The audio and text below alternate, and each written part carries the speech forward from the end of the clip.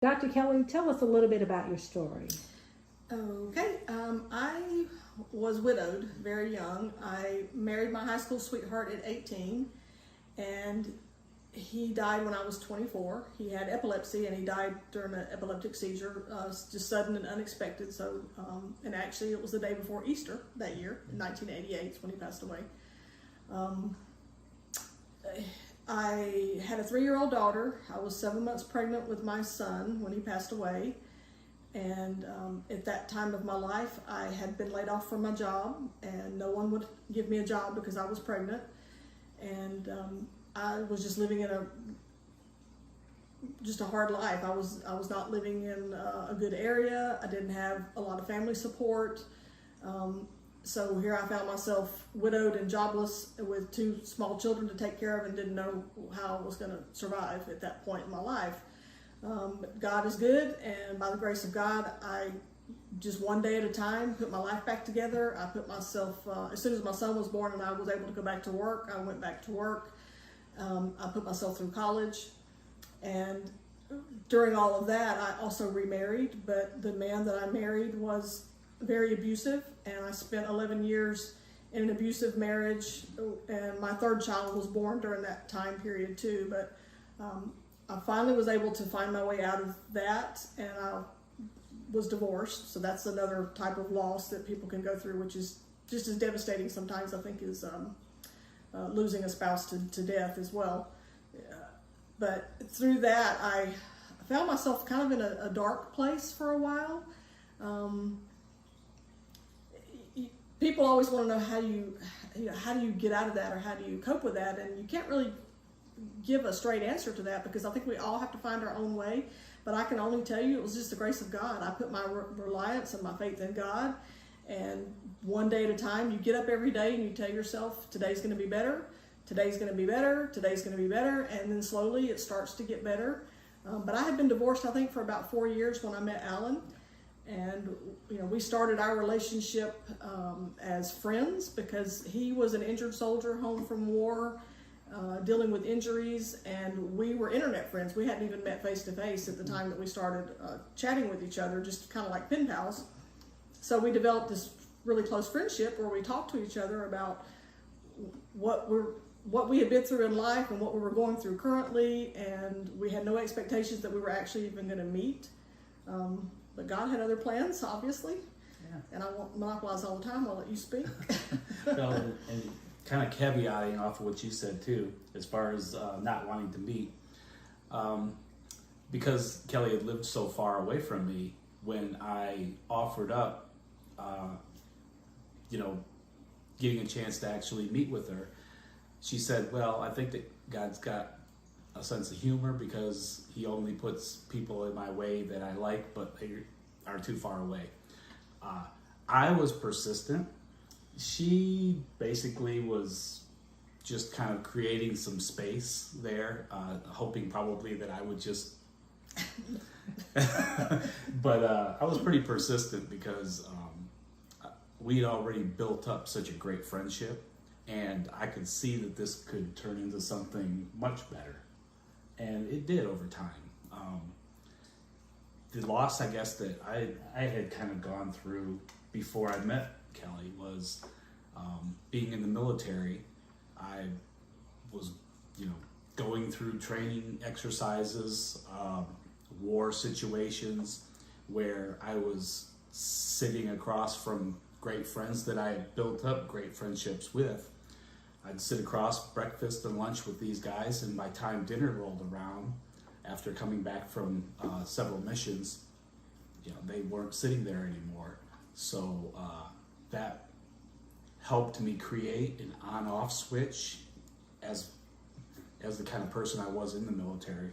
And that helped me deal with taking care of the people around me and putting my feelings on the back burner, so that I could take care of them and the bigger picture, get everybody back from our missions in one piece once we went out. It only took, after I retired basically, that I had all of this baggage that I had to try to help get unpacked with chaplains. So after seeing chaplains for so long, they actually helped me talk about some of these things that I had gone through, because I was just like a sponge. I was absorbing it, and God allowed me to be able to be one of those people that could just keep absorbing, and not really breaking down and sharing with anybody. And it took chaplains really to start breaking those walls down.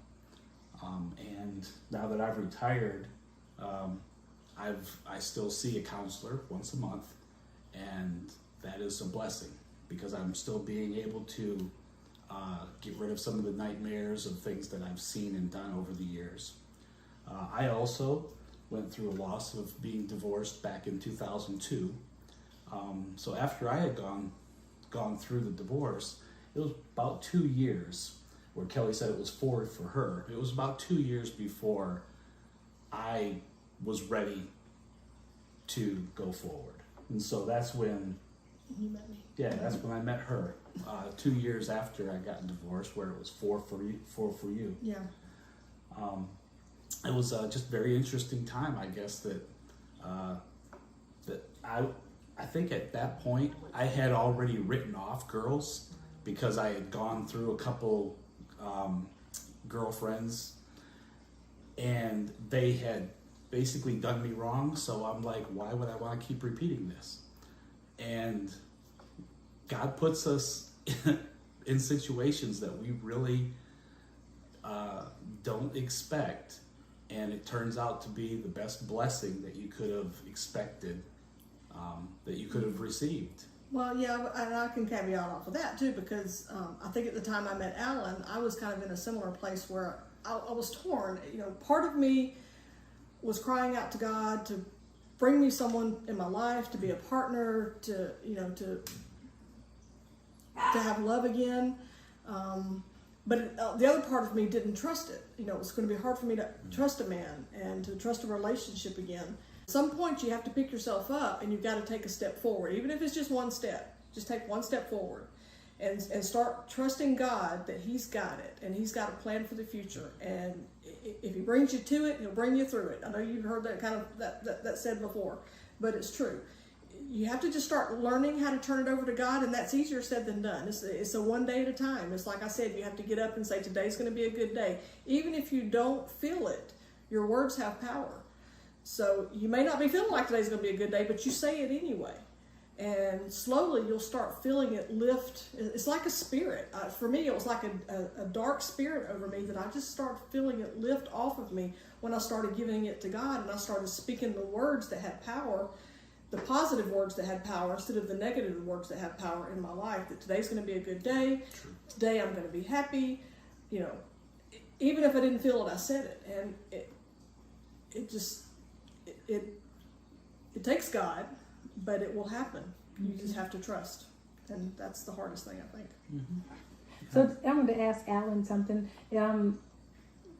Coming from the background, Kelly being widowed, was it hard to love a widow, or was it hard to accept the fact that because some widows feel like I'll never have love again?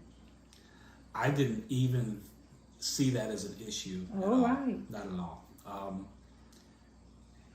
I didn't see that as any kind of a problem. Right? Actually, the person that I had met is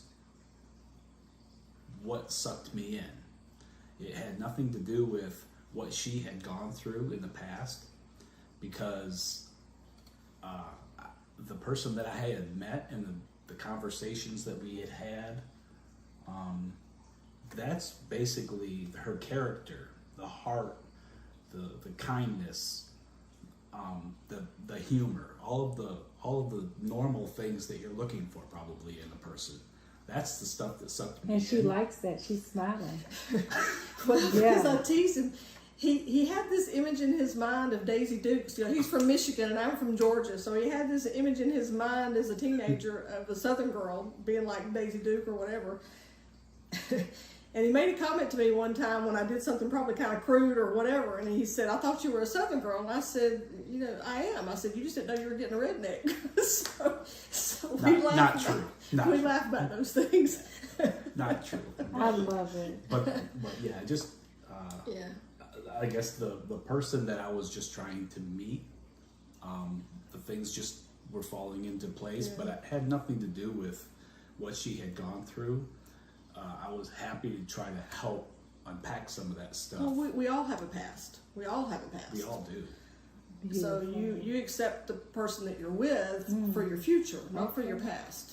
Well said. So- Well said. So- Well, I truly, man, this has been powerful. I wanted to interview you both here on the camera because of you all are a light, a beacon of light, Aw. and a testimony.